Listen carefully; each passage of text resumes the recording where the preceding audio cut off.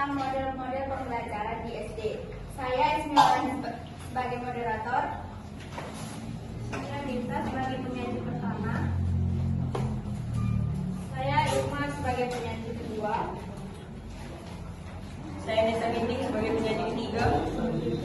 Saya Julia Vanessa Borismeo Maura sebagai penyaji keempat. Saya Saifullah Iqbal sebagai penyaji kelima. Keenam.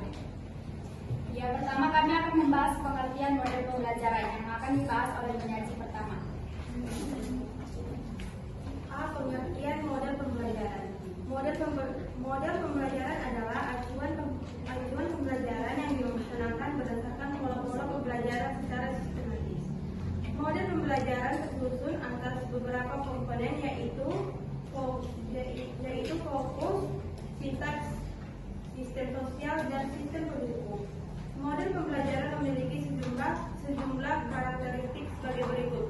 Pertama, berdasarkan teori pendidikan dan teori belajar dari para ahli tertentu. Kedua, memiliki misi atau tujuan pendidikan tertentu. Yang ketiga, dapat dijadikan pedoman untuk perbaikan proses belajar mengajar di kelas. Keempat, memiliki bagian-bagian model yang dinamakan urutan langkah-langkah pembelajaran sintaks. Adanya prinsip-prinsip reaksi, sistem sosial, dan sistem pendukung. Kelima, memiliki dampak sebagai akibat penerapan pembelajaran. Dan keenam, membuat persiapan mengajar atau desain instruksional. Dengan pedoman model pembelajaran yang dipilihnya, satu model pembelajaran juga merupakan cara yang digunakan guru dalam melaksanakan suatu pembelajaran agar konsep yang disajikan dapat dipahami oleh peserta didik. Guru harus memahami betul pelaksanaan model pembelajaran yang akan digunakan dalam proses pembelajaran. Karena dengan menguasai model pembelajaran, guru akan melaksanakan adanya kemudahan dalam pentransferan ilmu berupa sikap, pengetahuan, dan keterampilan, sehingga tujuan pembelajaran dapat tercapai dengan baik dan tepat. Yang kedua, begitu juga dengan siswa. Siswa juga akan lebih mudah memahami materi yang diberikan oleh pendidikan oleh guru. Yang kedua, kami akan membahas ciri-ciri model pembelajaran yang akan dibacakan oleh penyaji kedua. Ciri-ciri model pembelajaran. Model pembelajaran memiliki ciri-ciri sebagai berikut. Yang pertama, berbasis konkret dan pengalaman, yaitu siswa SD terutama di kelas awal belajar melalui objek-objek nyata dan kejadian-kejadian di lingkungan sekitar mereka.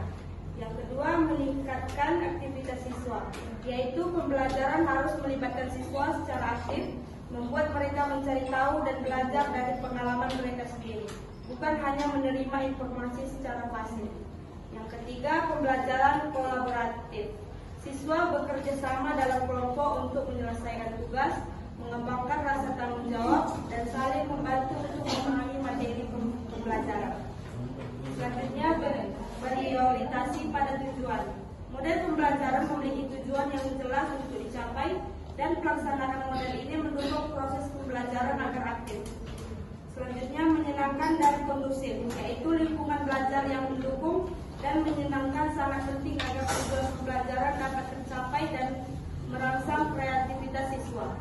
Selanjutnya, mendorong inisiatif siswa, yaitu guru memfasilitasi siswa untuk mencari tahu, membuat mereka bertanggung jawab atas pelajaran mereka, serta memberikan kesempatan untuk mengembangkan kemampuan berpikir dan motivasi berkelanjutan. Yang terakhir, fokus pada kebutuhan siswa, yaitu model pembelajaran mempertimbangkan perbedaan dan keberagaman peserta didik, serta memperhatikan minat dan kondisi psikologis siswa.